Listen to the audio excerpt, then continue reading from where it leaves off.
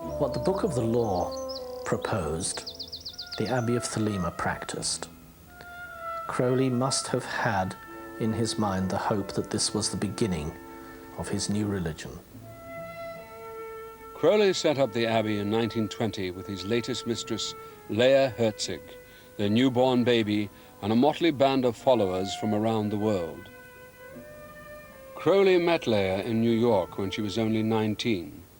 She was totally dedicated to him and was prepared to do anything he asked of her. I dedicate myself wholly to the great work. I will work for wickedness. I will kill my heart. I will be shameless before all men. I will freely prostitute my body to all creatures. It's amazing to think that, you know, in the 1920s, 80 years ago, Crowley came here with his disciples to sort of found his spiritual college and really just to live a completely different way of life, his own unique way of life. They were going to break through all the constraints that were sort of tying them up in England. Amazing to think that this was here. He had his children here and several disciples and several of his mistresses, and they all lived under the one roof. The whole point of living here was to completely clear yourself and discover your true will, and Crowley was the man who could help you do that. The disciples performed sex magic rituals under the influence of hashish, opium, and cocaine. They even had a dog called Satan. As far as Crowley was concerned, it was an experiment in a different kind of living. There were piles of drugs on the table. The children ran around naked and were allowed to sort of come into the room while adults were having sex. Crowley believed that if you gave man absolute freedom to do exactly what he wanted, this could do nothing but good. It was evidently not the most pleasant place to stay. The members were prone to disease, discomforts of various kinds, most of which could only be alleviated by faith in Crowley himself and the ready supply of drugs, which Crowley made sure were readily available. Amongst all of this, you have to imagine that there was also a family atmosphere, albeit a very dysfunctional one. Think Charles Manson rather than the Waltons, I think. When Crowley first arrived here with his followers and set up base camp, it absolutely rocked the Chefflews, kind of the whole village, because they'd never seen someone behave in this way before. They'd never even seen it. He was kind of like a free man. And locally now, this actual house of Aleister Crowley is supposed to be cursed, and I was advised when I first came here not to go up to the house, that it would be, you know, a very, very bad thing to do. So people are genuinely sort of frightened of the actual building.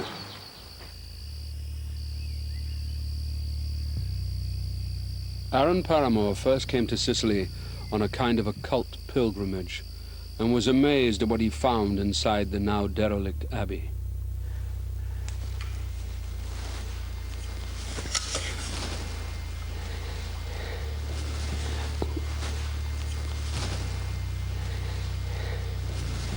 It's going to take a walk through.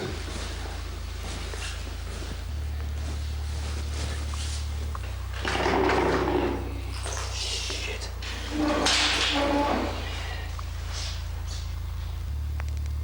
Fucking hell.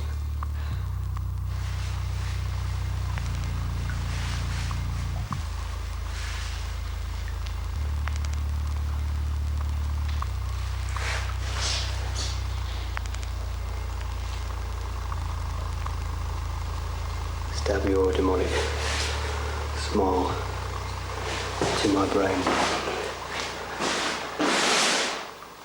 Soak me in cognac and cocaine.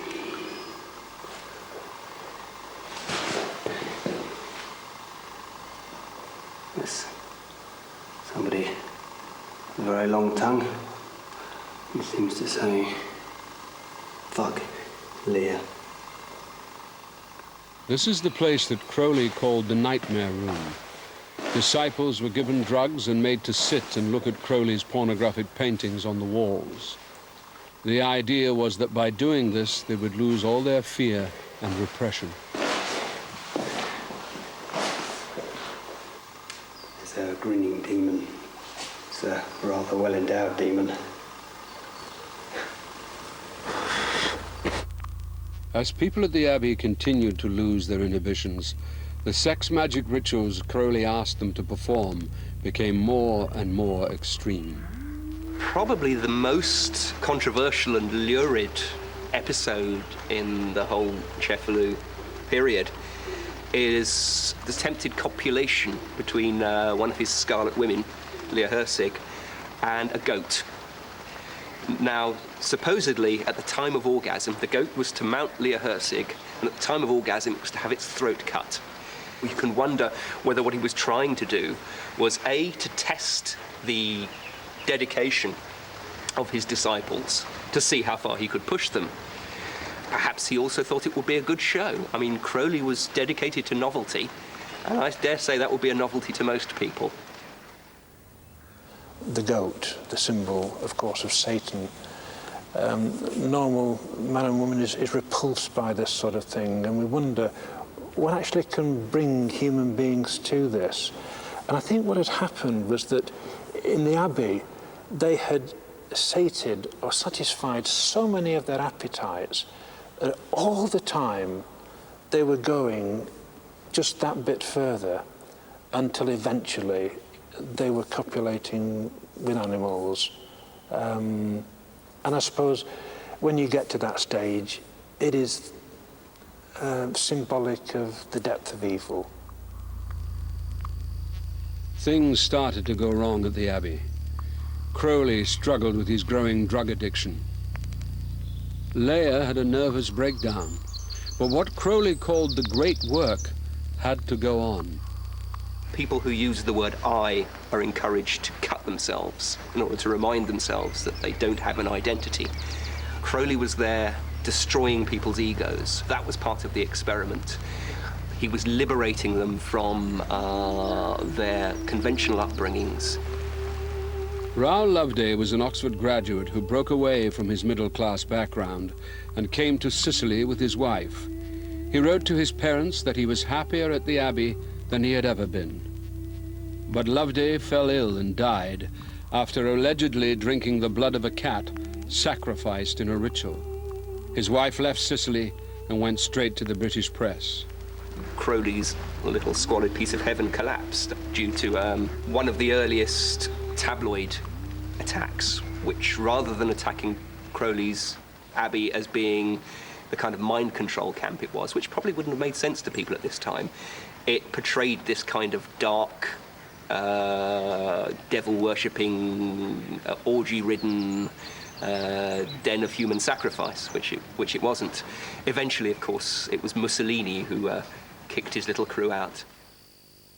For many of the people at the Abbey, what they did there blighted the rest of their lives. Deserted by Crowley, Leah Herzig sank into prostitution. Other disciples went mad. One committed suicide. The dream was over. Crowley was now public enemy number one, the wickedest man in the world.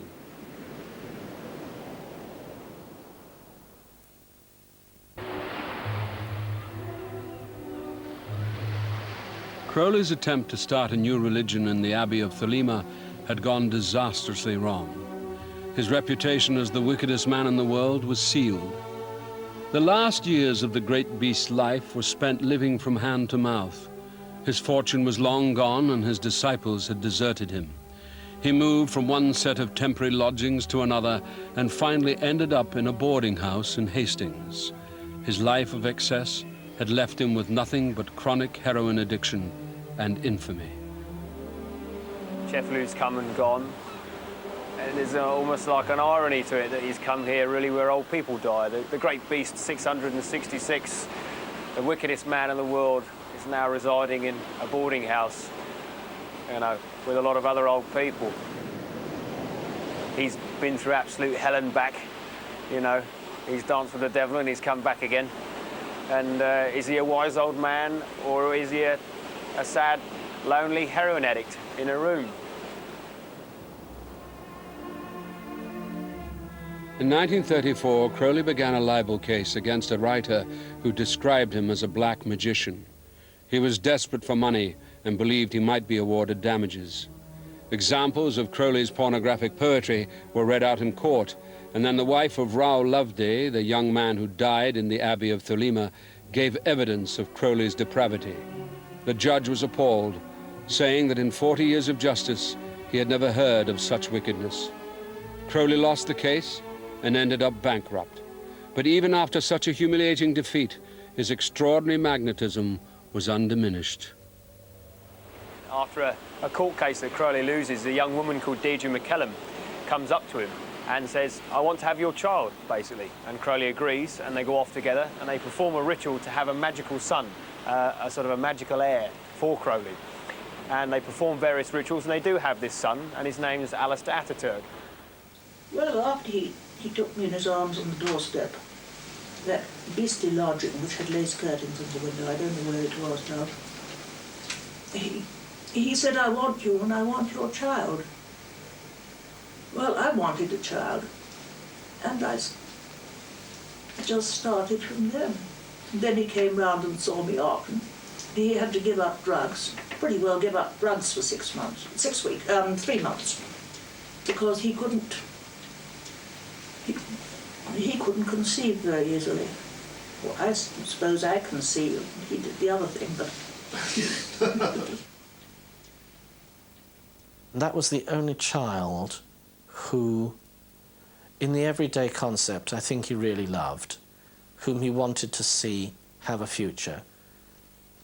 It wasn't until the end of his life that I really think he came into contact with the kind of love most men would have wanted.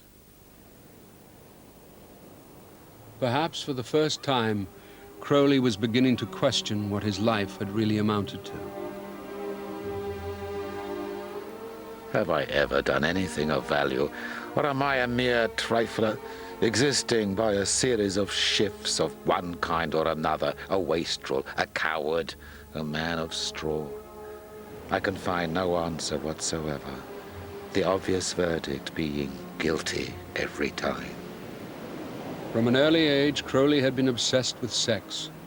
He came to believe that it was the key to magical fulfillment. So when he wrote in his diary, "Weak erection," he knew that the end was near. There was no tears pouring down A.C.'s face whatsoever.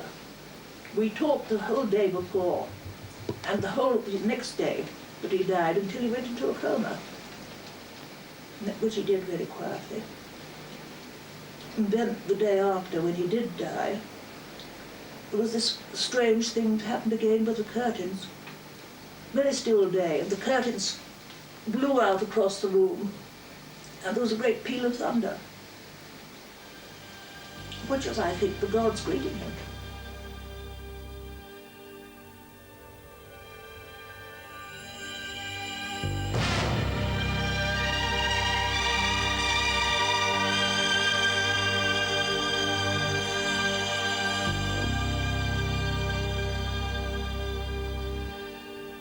Rotten as I am in 1,000 ways, I have been chosen by the gods to bring to earth the basic word in which mankind will work for the next 2,000 years or so. I assure you, the world is ready for this move. The great beast died in 1947, and for a decade it seemed all his ideas had died with him. But then his do-what-thou-wilt philosophy found a new home with a generation that was experimenting with free love, drugs, and alternative beliefs. Crowley had pushed the same boundaries 40 years earlier. He was now a 60s icon. John Lennon acknowledged him as a personal hero by putting him on the front cover of the Beatles' Sgt. Pepper album. Drugs guru Timothy Leary went tripping in Crowley's footsteps. It's a great trip. And the Rolling Stones were drawn to him by the underground filmmaker Kenneth Anger. The Stones found Kenneth Anger, who in turn introduced them to the world of Aleister Crowley, which at least for a time seemed, heaven sent's probably the wrong word, but certainly seemed to suit the direction they were heading, which was unquestionably infernal. The Stones' flirtation with the dark side was brief, but since the 60s, the occult has seen an explosion in popularity.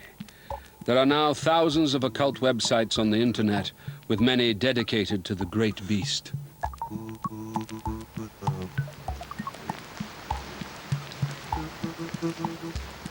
For devotees of Crowley, it's possible to certainly see a lot of the things he predicted, prophesied, as having come to pass. Certainly Christianity's grip over what we can and can't say, what we can and can't think, what we can and can't do, is diminishing.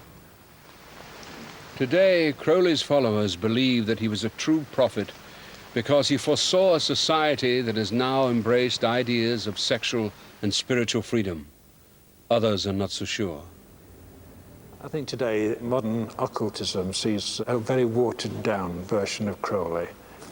They gloss over some of the atrocious things that he did, and they just want to see him as a benign, a humanist, somebody who said, let's be free, let's go with the flow. And it is to deny an awful lot of evilness that happened in his practices. We should be open and honest about Aleister Crowley. Crowley may have done some extreme things in his life, but was he truly evil? Does he really deserve his reputation as the wickedest man in the world? Crowley never called himself the wickedest man in the world. From a fairly early age, Crowley wanted to see himself as the Great Beast 666, simply because he wanted to see himself as somebody who'd broken free absolutely completely from Plymouth Brethren and from his mother. Crowley was a victim of his own idea of Christianity. Probably, if Crowley had been born into a modern environment where he didn't have to be a Christian or anything of the sort, I think that half of his force would have disappeared because he wouldn't have had anything to brace himself against, to fight against, to hate.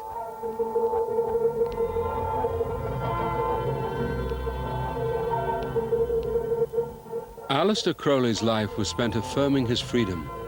It began in defiance of his family, Victorian morality, and the Christian church. But the desire to exert his own free will became an obsession and a license to live his life to outrageous extremes. Crowley's beliefs ultimately proved to be as damaging to himself as they were to others.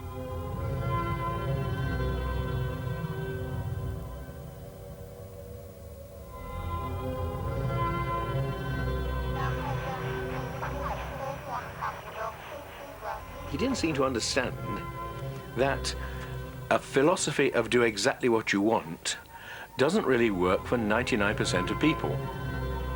If you took away all laws, all restraints, and all the rest of it, his society would suddenly turn into a pretty horrible mess.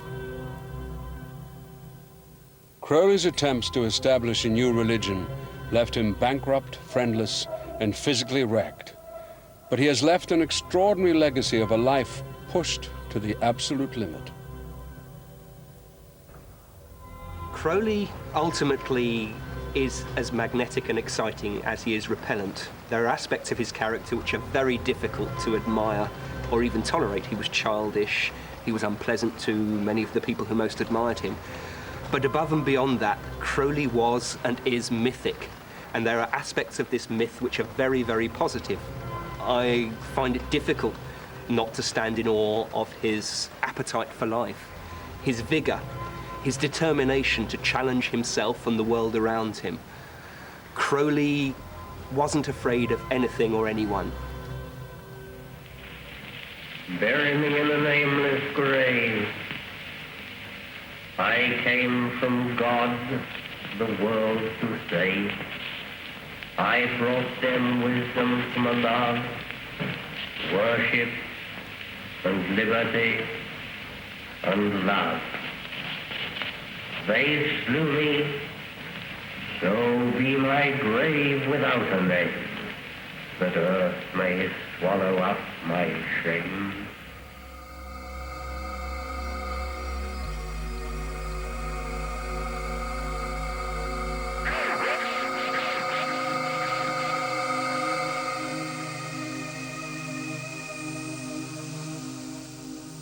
Masters of Darkness next Tuesday is on later at 11:05. There's a taster of that coming up in a moment.